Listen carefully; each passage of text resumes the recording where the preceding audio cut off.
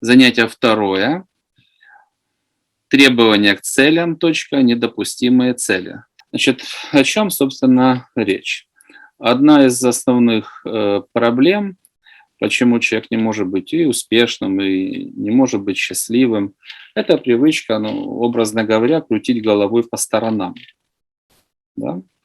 То есть человек не может принять решение, сосредоточиться на конкретном действии, на конкретной цели, да, или на конкретном человеке, и уже работать до результата. Многие люди не могут определиться и к этой цели идти.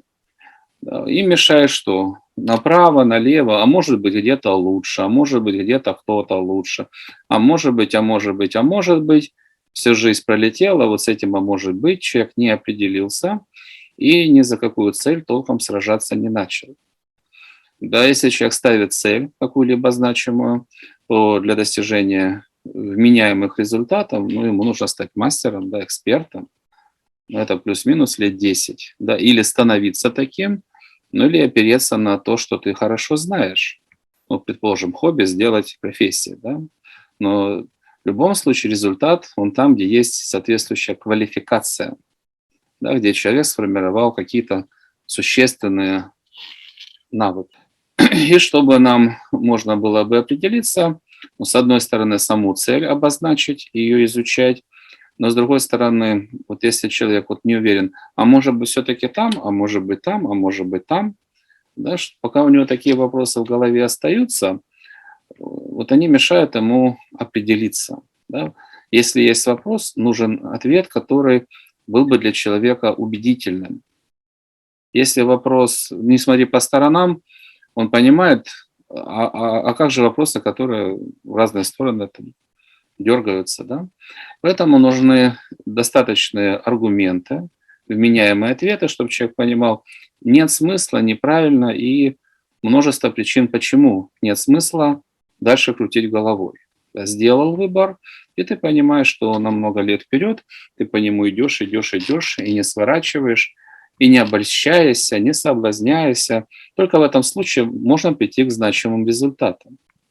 Поэтому, чтобы мы могли делать такой твердый выбор, одна из задач, которую необходимо научиться решать, это отсекать все лишнее. Все, что по различным причинам не может быть в данном случае целью по служению или по самореализации. Не может быть, и наша задача понять, почему. Сегодня мы в основном рассмотрим вопросы, которые касаются логики, да, законов духовных, как они выглядят. Но опять же, успех может быть разного масштаба. Чтобы человек мог достигать результата, нас интересуют цели по служению или по самореализации. Чтобы нам можно было бы определиться, с одной стороны, саму цель обозначить, ее изучать, но с другой стороны, вот если человек не уверен, а может быть все-таки там, а может быть там, а может быть там, да, пока у него такие вопросы в голове остаются, вот они мешают ему определиться. Да. Если есть вопрос, нужен ответ, который был бы для человека убедительным. Если вопрос «не смотри по сторонам», он понимает, а как же вопросы, которые в разные стороны дергаются. Да? Поэтому нужны достаточные аргументы, вменяемые ответы, чтобы человек понимал, нет смысла, неправильно, и множество причин, почему нет смысла дальше крутить головой. Сделал выбор, и ты понимаешь, что на много лет вперед ты по нему идешь, идешь, идешь, и не сворачиваешь, и не обольщаешься, не соблазняешься. Только в этом случае можно прийти к значимым результатам. Сегодня мы в основном рассмотрим вопросы, которые касаются логики, да, законов духовных, как они выглядят, необходимый минимум, да, который человек должен освоить. То есть, грубо говоря, он должен освоить все основные сферы жизни. Здесь научись работать руками, здесь научись общаться с людьми, здесь научись быть исполнителем, здесь научись быть руководителем, здесь научись заключать договора и так далее. В любом случае есть определенный набор сфер жизнедеятельности, да, который человек должен пройти, освоить и получить зачеты. И освоить определенный набор навыков по законам.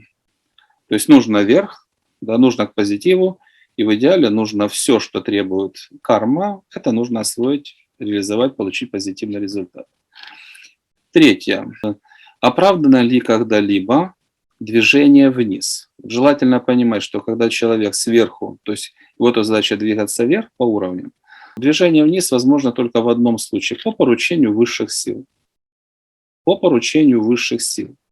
Когда у тебя есть соответствующая миссия, и в этом случае человек воплощается не для того, чтобы двигаться вверх, а это для него жертва. Во всех остальных случаях нет.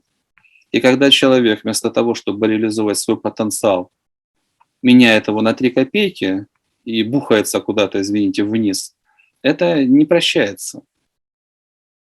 Зачем это прощать? Да, то есть человек получил одно высшее образование, второе, третье, потом подумал, да я пойду двор подметать. Зачем тебе столько времени вкладывали, энергию, надежды возлагали, силы вокруг тебя сколько там тоже своих ресурсов потратили, а ты занимаешься тем, что можно делать сразу после школы. Да?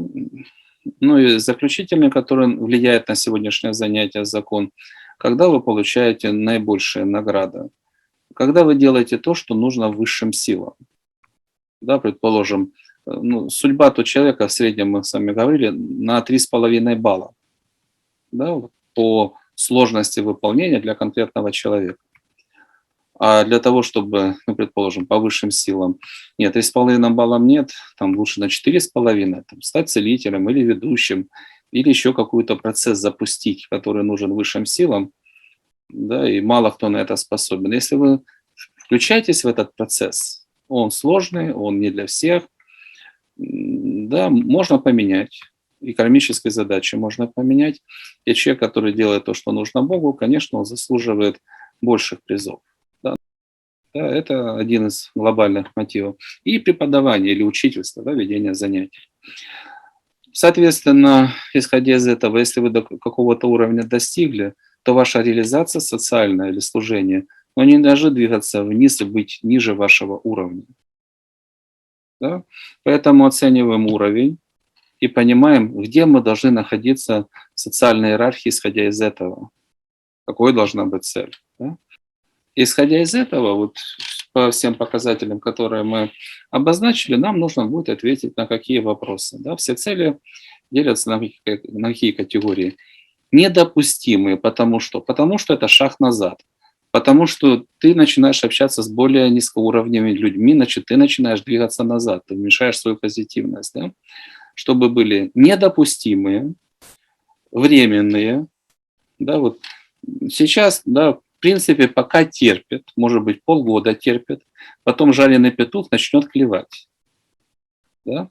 В принципе, да, но ты должен двигаться дальше. И диапазон допустимых целей.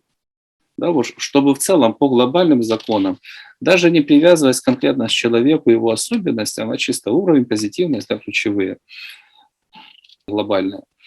Что недопустимо, нужно понять, это начать убирать из своего сознания. Я не хочу смотреть в эту сторону, я понял, по крайней мере, начинаем убирать из своего сознания. Потому что пока не наступит определенность, однозначность, человек не может сосредоточиться и начать выкладываться на 100%. А может быть и так, а может быть так. Вот с этим, а может, можно, да, всю жизнь прожить и ничем, собственно, значимым не закончить. Поэтому мы получаем информацию о себе, у нас есть система требований. По этим требованиям мы отвечаем на вопросы, что недопустимо, исходя из законов, почему, что временно и где допустимо. А из этого допустимо, там уже будет на порядок легче концентрироваться на том, что необходимо.